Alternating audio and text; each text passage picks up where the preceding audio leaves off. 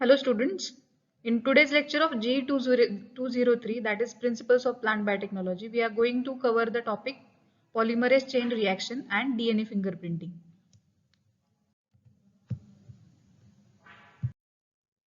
So first of all, we will learn about what is the history of PCR, that is polymerase chain reaction, and how it has been invented. So in 1971, the Indian scientist Mr. Govind Khurana described the replication of short fragments of DNA using primers and polymerase in vitro condition. So in 1971, he devised a technique of artificial preparation of DNA fragments. In 1976, the isolation of DNA polymerase from Thermus aquaticus bacteria was carried out. Then after in 1983, Mr. Carey Mullis invented the PCR reaction or the PCR machine. In 1985, Mr. Cycler was invented. And then in 1986, the purification of Taq DNA polymerase and its first use in PCR was carried out. In 1988, the Perkin-Elmer introduces the automated thermal cycler. So all these are the events which takes place in the history of PCR, and nowadays we are having a modified machines of polymerase chain reaction, and we are using them for various diagnosis purpose. Now, looking into the history of PCR, in 1983, the Karamulis was considered to be the inventor of PCR reaction, who took a drive on Moonlight, California mountain road and changed the course of molecular biology. During that drive, he conceived that polymerase chain reaction exists and we can artificially synthesize the DNA fragments. He also got the Nobel Prize for the same invention. But how this PCR is being performed or the polymerase chain reaction takes place? It's an in vitro method for enzymatically synthesizing the defined sequences of DNA. It's nothing but artificially synthesizing the DNA outside the cell. So inside the cell, usually DNA replication happens and our entire DNA present within the cell gets replicated. But outside the cell, the DNA also gets synthesized using various kinds of machinery molecules. Like there are certain primer molecules are there, then DNTPs are there. So using these building blocks, we can synthesize the small fragments of the DNA, and that reaction is called as polymerase chain reaction. Now for this reaction to occur, we require particular kind of polymerase enzyme, and that polymerase enzyme is called as DNA polymerase. This enzyme was first obtained from a bacteria called Thermus aquaticus, which is found in the hot springs, and the enzyme was given name as an TAC. T stands for Thermus, AQ stands for aquaticus. So the enzyme which is isolated from this bacteria gets the name Taq DNA polymerase. Now what is Taq DNA polymerase? It is isolated from thermophilic bacteria. Thermophilic means it loves the heat, or it loves to remain in the hot springs. So the bacteria was isolated from the hot springs, and then the enzyme from this bacteria is isolated. As the bacteria can grow in very high temperature, so the enzyme present within the bacteria also has the capacity to replicate the DNA content of bacteria at very high temperature.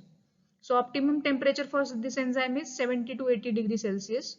The half-life of this enzyme is 40 minutes at 95 degrees Celsius, and though it lacks the 3 by 5 proofreading activity, it has a 1 error in every 10 raised to 4 nucleotides incorporated.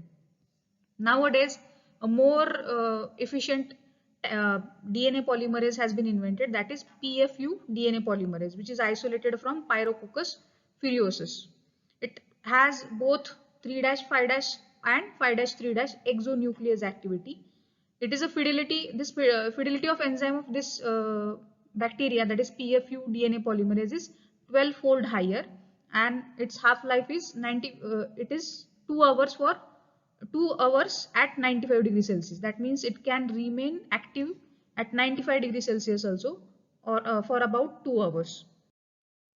Now, this reaction is an extremely versatile technique for copying the DNA molecules. That means you have to give a copy template DNA from which you wanted to copy a particular fragment of DNA.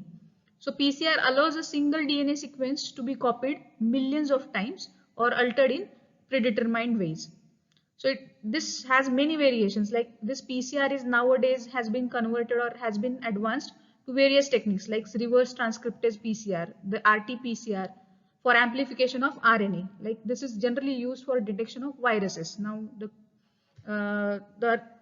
in recent times, the COVID PCR test is nothing but the same test, that is RT-PCR test, because the virus has RNA as a genetic material. Then it has also variation of real-time PCR, which is also called as quantitative PCR, which allows the quantitative measurement of DNA and RNA molecules in real time. This is also used for studying the expression of various genes. Now, what is the principle of this PCR technique? It generally consists of a series of 20 to 40 cycles. Okay, and these cycles are, each cycle contains the 3 steps. The first step is denaturation, which is generally carried out at 91 to 95 degrees Celsius for about 3 to 5 minutes. During which step the DNA, double stranded DNA molecule, the double stranded DNA molecule gets single stranded. The denaturation of DNA molecules occurs during this cycle.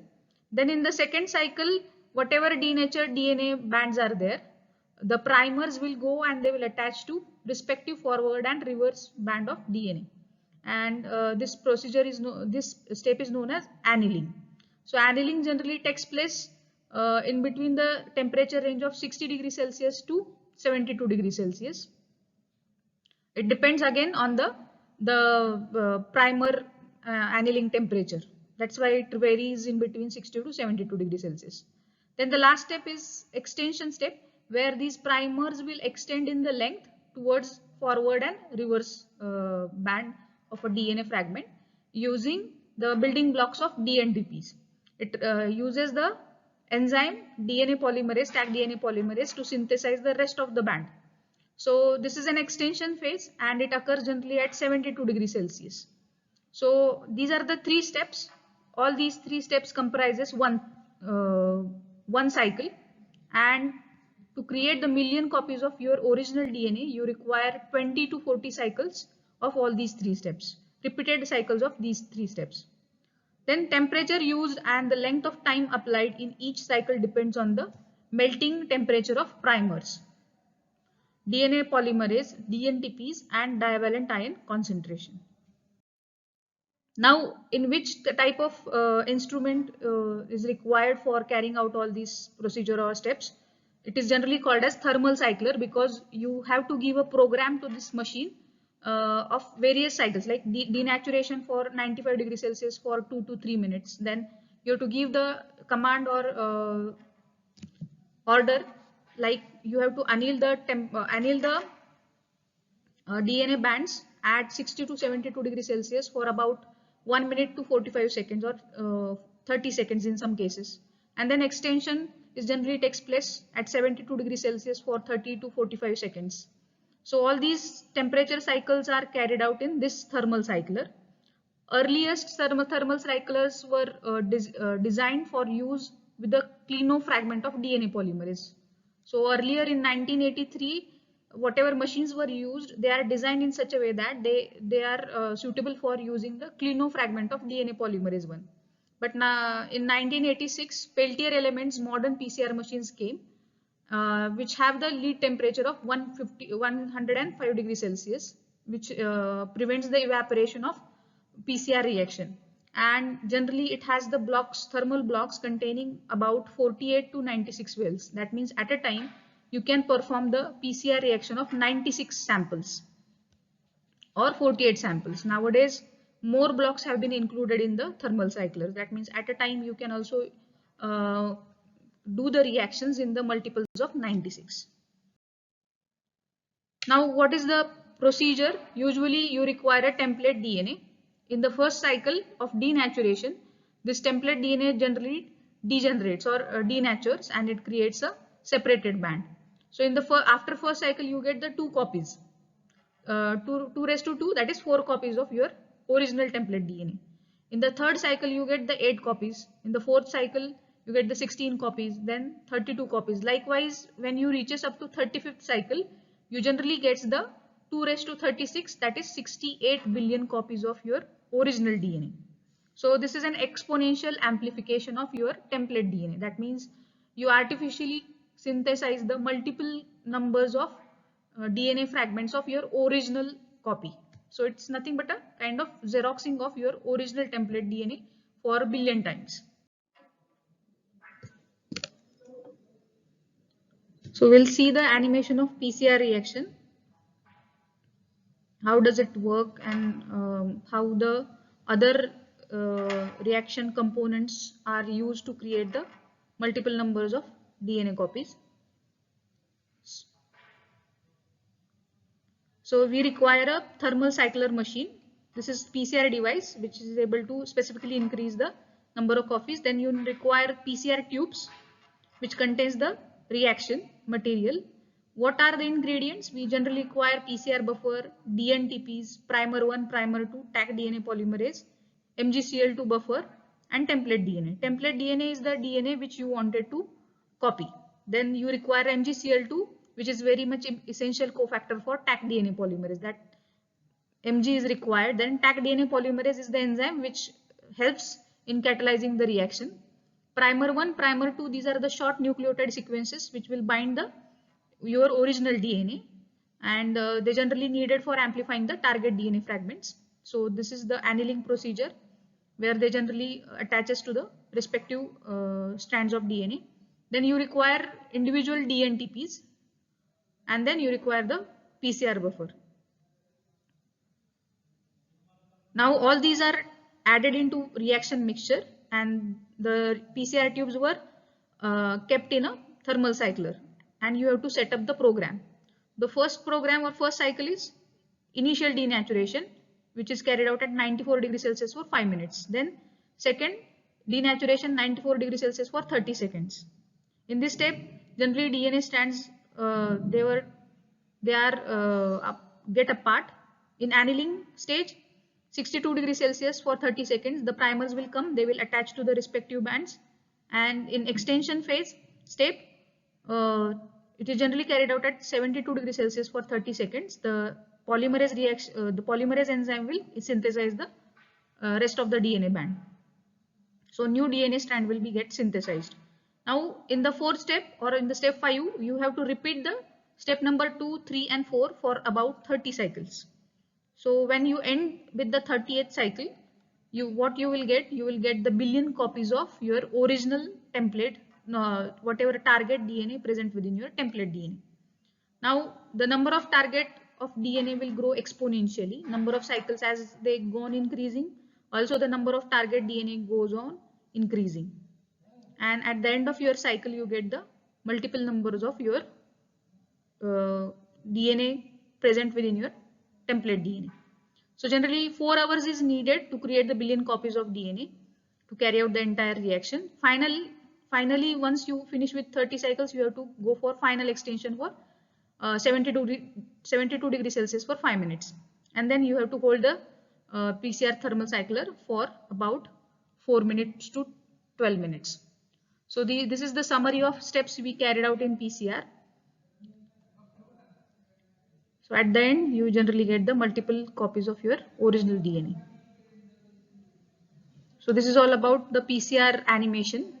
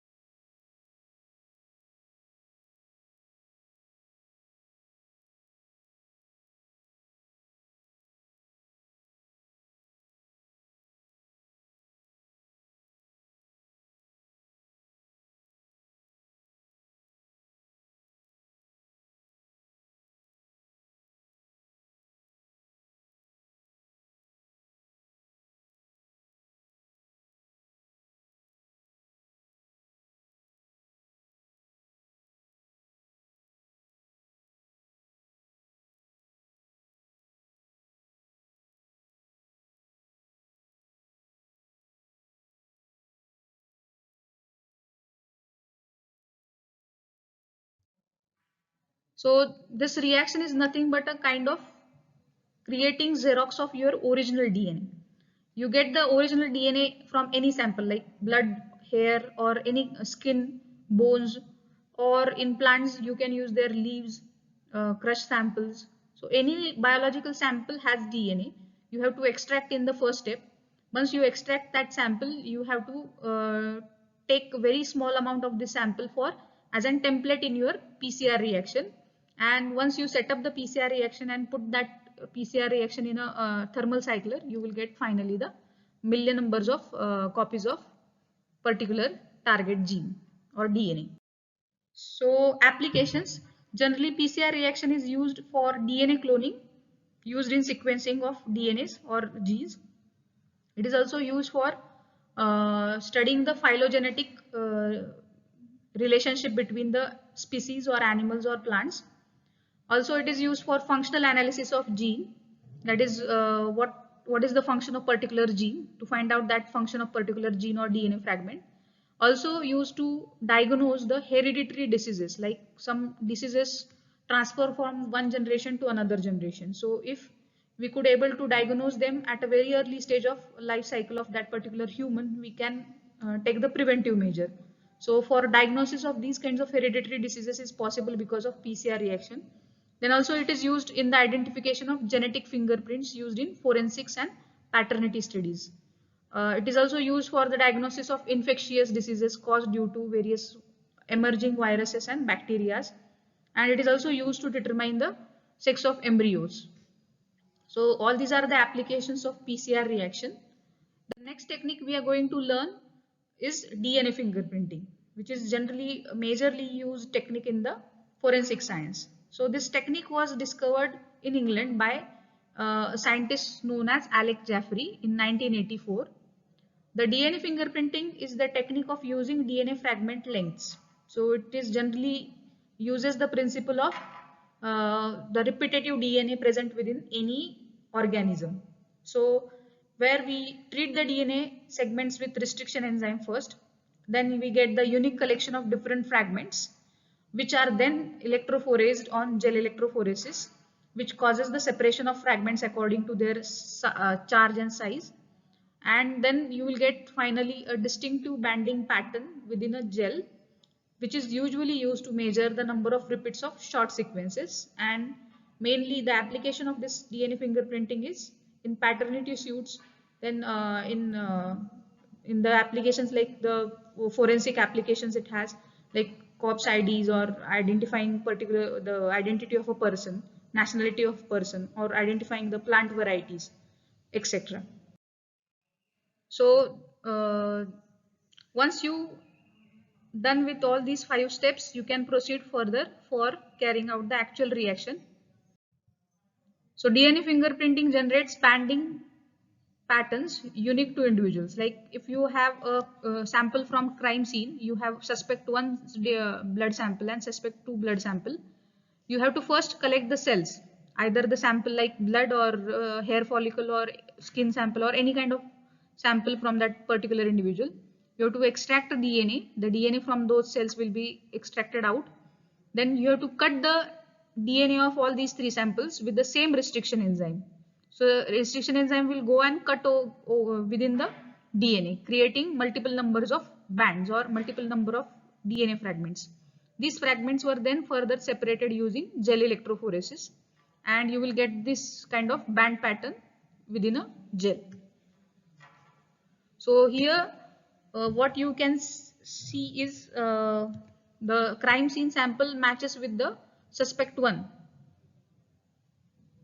Sorry, suspect 2. Okay, so this band pattern matches with the original site sample. That means the suspect 2 could be a criminal. So this is how you can identify the individual based on the samples you obtained from the crime scene. And this is known as DNA fingerprinting technique. We'll see the animation of this technique.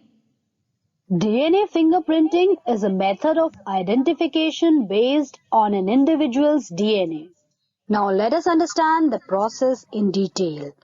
In the process of DNA fingerprinting, The tissues such as blood, skin, saliva of two different individuals are taken from which the DNA is isolated. This isolated DNA is then cut into small fragments with the help of restriction enzymes like restriction endonucleases, which generates various DNA fragments of different sizes. The fragments are then separated on the basis of size using gel electrophoresis. The separated DNA fragments are then transferred or blotted to synthetic membranes such as nitrocellulose or nylon. Radio-labeled probe molecules are then added that are complementary to the sequences in the genome. These probes contain repeat sequences which show very high degree of polymorphism and are called variable number of tandem repeats or VNTRS. The probe molecules hybridize to DNA fragments and the excess probe molecules are washed away. The hybridized DNA fragments are detected by using autoradiography. Radioactivity from the probes produce dark bands that corresponds the position of VNTRS. As seen in the image, the two samples A and B have different pattern of bands showing that they belong to two different individuals.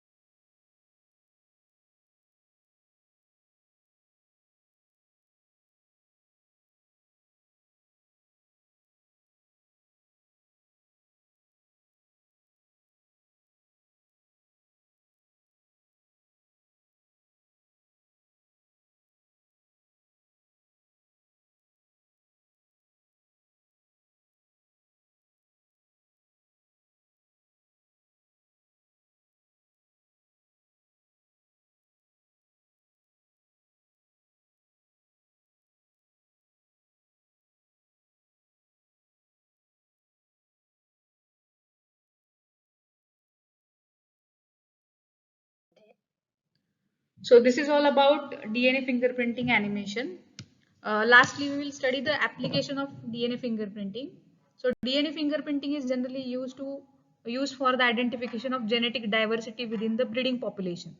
So you can use to identify different species or plants or their genus, species, etc. Variety also, varietal identification can be also done using DNA fingerprinting. It is also used to identify gene of interest.